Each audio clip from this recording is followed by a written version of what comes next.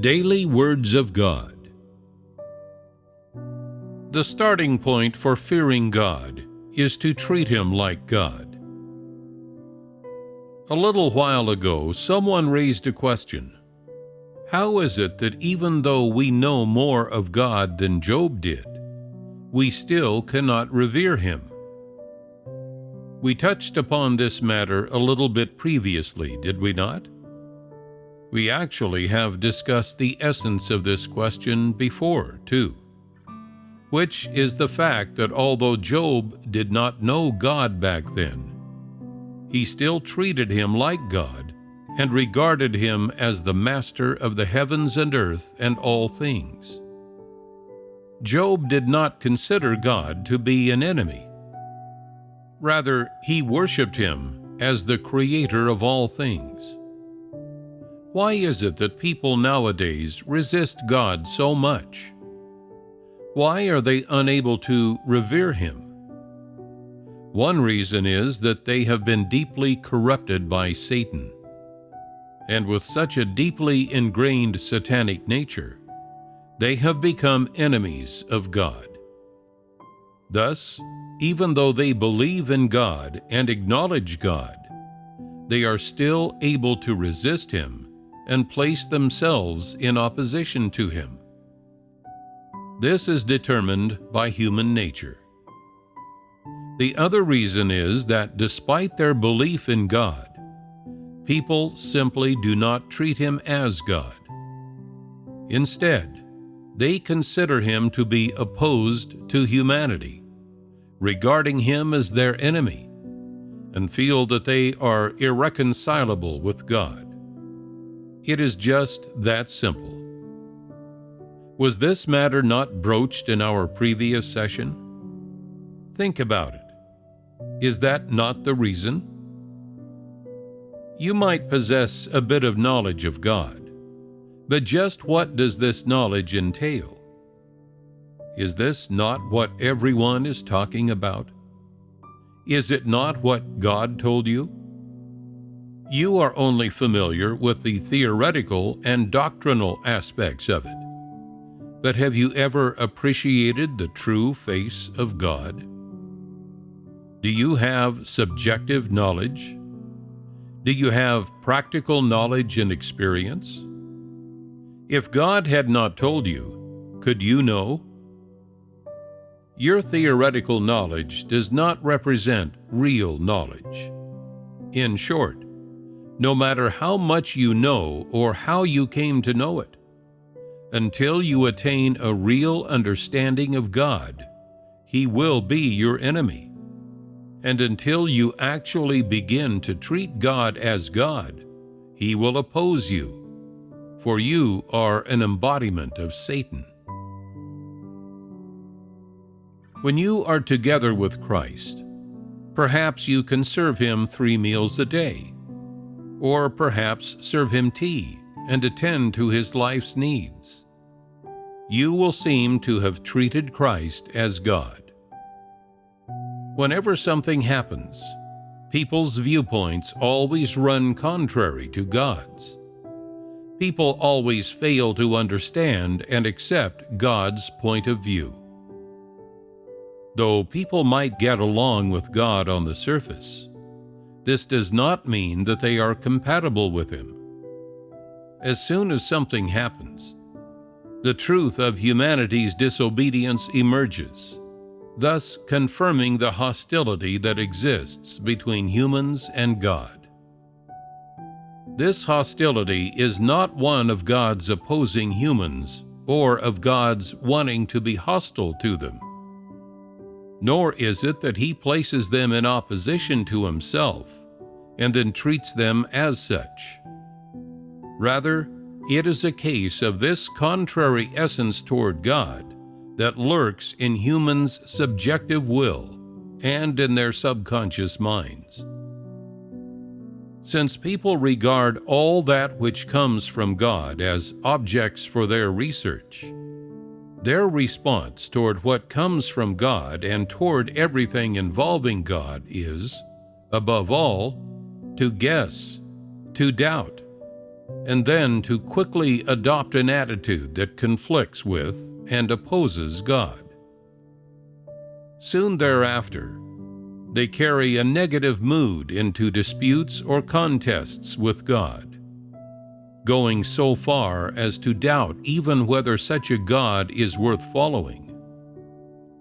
Despite the fact that their rationality tells them that they should not proceed in this manner, they will still choose to do so in spite of themselves, such that they will continue without hesitation to the very end. For example, what is the first reaction some people have when they hear rumors or slanderous talk about God?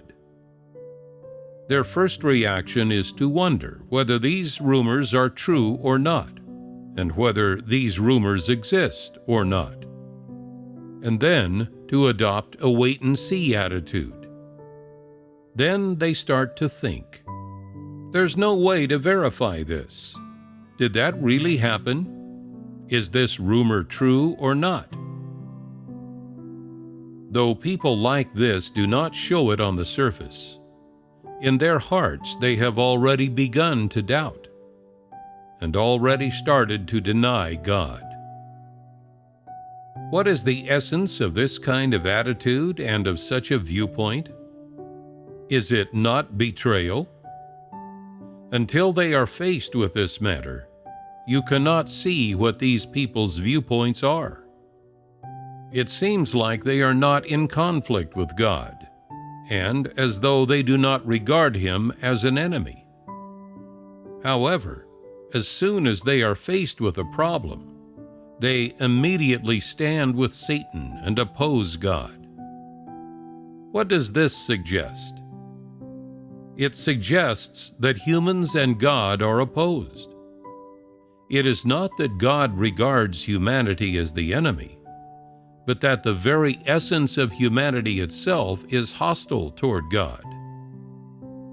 No matter how long someone has followed Him, or how big a price they have paid, and regardless of how they praise God, how they might keep themselves from resisting Him, and even how strenuously they urge themselves to love God, they can never manage to treat God as God.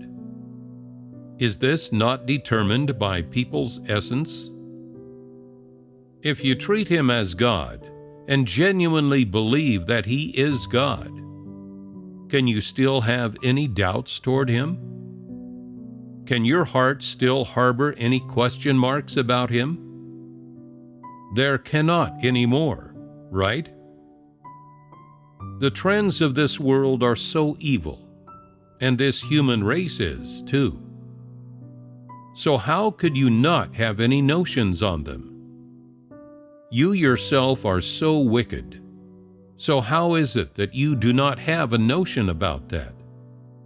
And yet, just a few rumors and some slander can give rise to such enormous notions about God, and lead to your imagining so many things, which shows just how immature your stature is. Just the buzzing of a few mosquitoes and a few repulsive flies, is that all it takes to deceive you? What kind of person is this? Do you know what God thinks about such people? God's attitude is actually very clear regarding how He treats them. It is only that God's treatment of these people is to give them the cold shoulder. His attitude is to not pay them any attention, and to not take these ignorant people seriously. Why is that? It is because in God's heart, He never planned on obtaining those people who have pledged to be hostile toward Him to the very end, and who have never planned on seeking out a way of being compatible with Him. Perhaps these words I have spoken might hurt a few people. Well, are you willing to always let me hurt you like this? Whether you are or not, everything I say is the truth. If I always hurt you and expose your scars like this, will it affect the lofty image of God you harbor in your hearts? It won't. I agree that it will not, for there simply is no God in your hearts. The lofty God that inhabits your hearts, the one you strongly defend and protect, is simply not God. Rather, he is a figment of human imagination. He simply does not exist. Therefore, it is all the better that I expose the answer to this riddle. Does this not lay the entire truth bare? The real God is not what humans imagine him to be. I hope you can all face this reality, and it will help in your knowledge of God.